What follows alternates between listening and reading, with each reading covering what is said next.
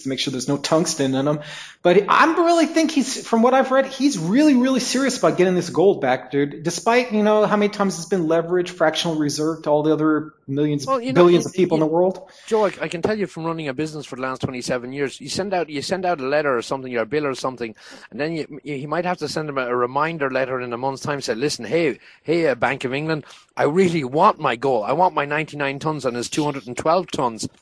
In total, that around the world, that gold doesn't exist, Joe. That never existed. As you said, it was a central bank cartel going back a century. That it was just much easier to send off a telex saying, well, move 4 bars from Germany and move it into France's section at the at the Federal Reserve in the States, and that's what happened. And it was their system, orderly, secure. You can't have an open supermarket with 12.5 kilo bars of gold at current prices and people allowed to come in.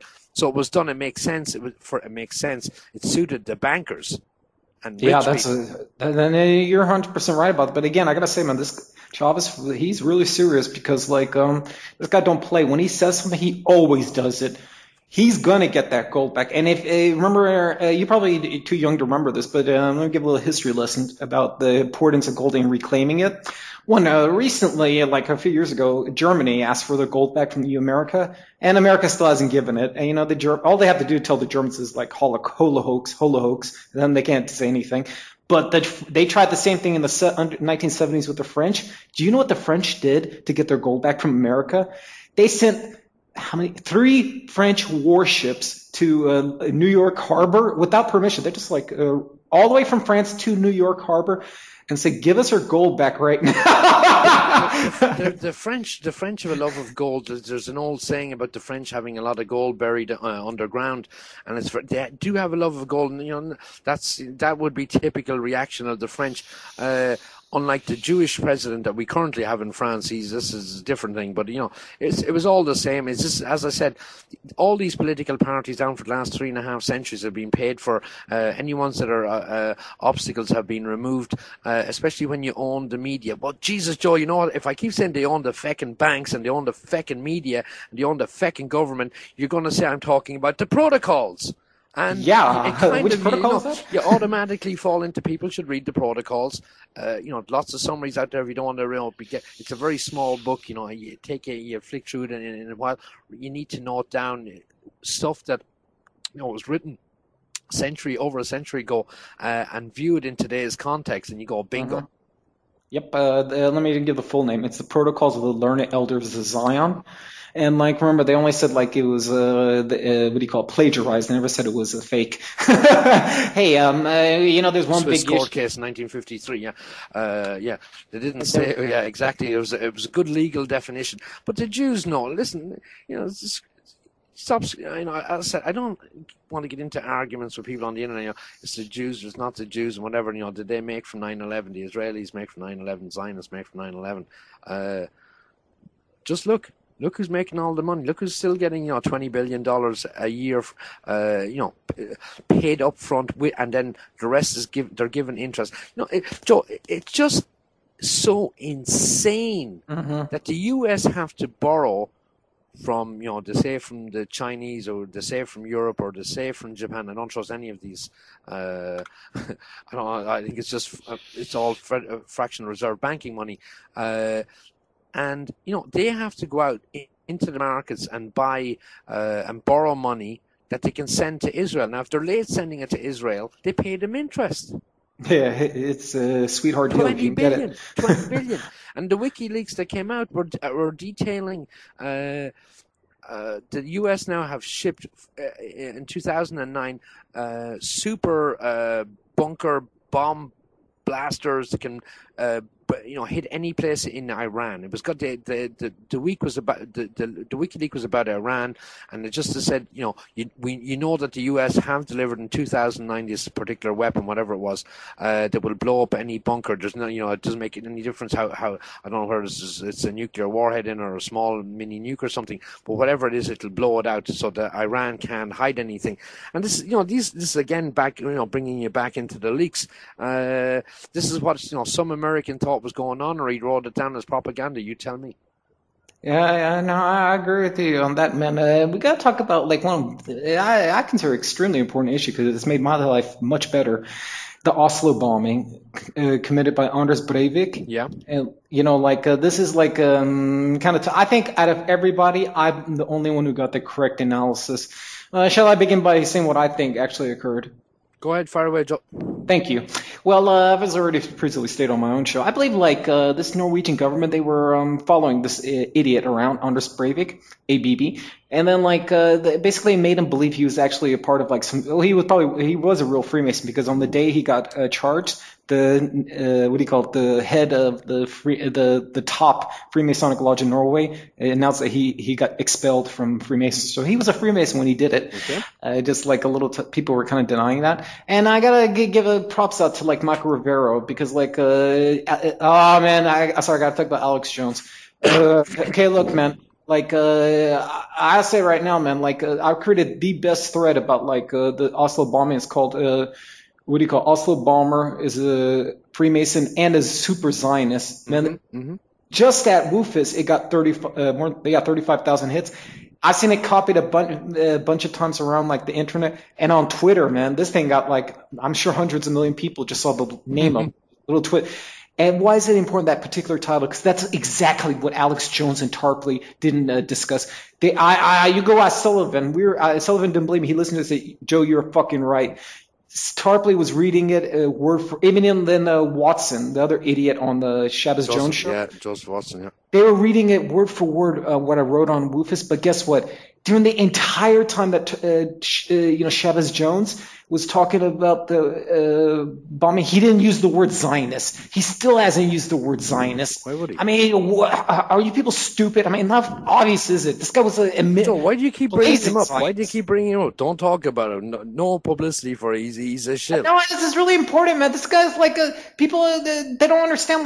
No, that's not his biggest crime. Was on the day it happened, people already figured out this guy was a Freemason.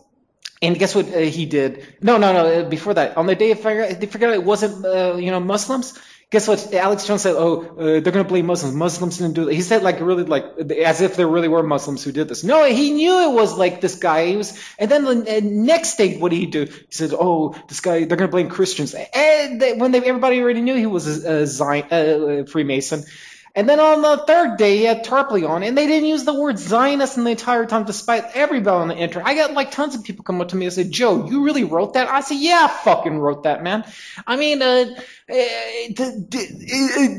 is for me, this is the epitome of, the reason I'm going to say, Ognir always harasses me about this. I used to be a Shabbos Jones supporter because he was from Texas, I got to help people from Texas. And so I was Ognir smarter than me. He only did a year, but I listened to Shabbos Jones for years. No, but what broke my programming was during the cast lead when he was giggling and laughing about how the Jews were killing the Palestinians. That snapped me, man. That made me go. That's after that day. If you've ever heard my show, that's when I went crazy. Anytime Shabbos Jones' name got mentioned, I really ripped into him. Saying he's going to flee to Israel. He does have the right of return legally. But no, this is that was for me personally. The Kesslid was the defining moment, and it was a big defining moment for Ognir too. No, but this one. Joe, I mean, when the Israelis mass murdered 1,300 Palestinians, or even during the flotilla, I mean, I threw the kitchen sink at them. I went absolutely nuts. It was absolutely outrageous. And here they are. We're coming up on this vote on statehood for the Palestinians. I'm a little bit worried now. I don't believe in two-state solution. The Palestinians, because the Palestinians can be represented by two Jewish groups, representing the West Bank and Gaza, and I need to know. These their leaders at the moment are as corrupt as the Egyptian ones were. The idea of a Palestinian statehood, I think, should be brought up. I'd like a little bit more information. As I said, I've been researching about more, and I'll have more in an upcoming show.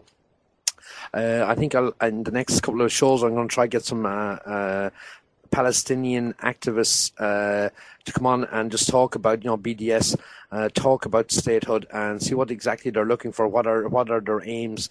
No, you can't just support BDS. Just goes without saying. But the Palestinian statehood, on what conditions? Because you're reading in the Jewish media.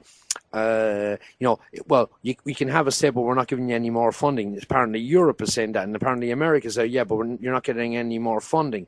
Hold on, every state is in trouble. We come to their aid. You have the IMF and all their gangsters will come in and, they'll lend you more. They'll always lend you more money. Yeah, that's not a problem.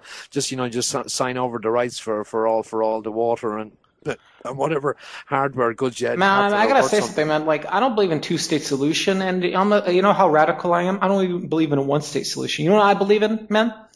Oh, actually, because I'm a world citizen. I don't believe countries exist. But other than that, I believe in a no-state solution. And you're gonna say, like, Joe, what are you talking about? I'm Middle Eastern, okay? So, like, I have like a much different viewpoint than all you motherfuckers out there. Like, the way when I see like Lebanon, I see Palestine, and like some parts of Jordan, and parts of Turkey, I really don't see them as like separate places. I just see them all part of like Syria. To tell you the truth, yeah, Shams. Like all the Middle Easterners are going to agree with me. Yeah, man, all these places need to be like put back together into like a part of Syria, because like any intelligent like Middle Eastern will like analyze what I just said, and they'll like say like, Joe, you're 100% right, because even though Palestine did exist, like even in the Roman period, man, that's I gotta state that for the record. I'm a no-stater when it concerns the Palestinian issue. Yeah.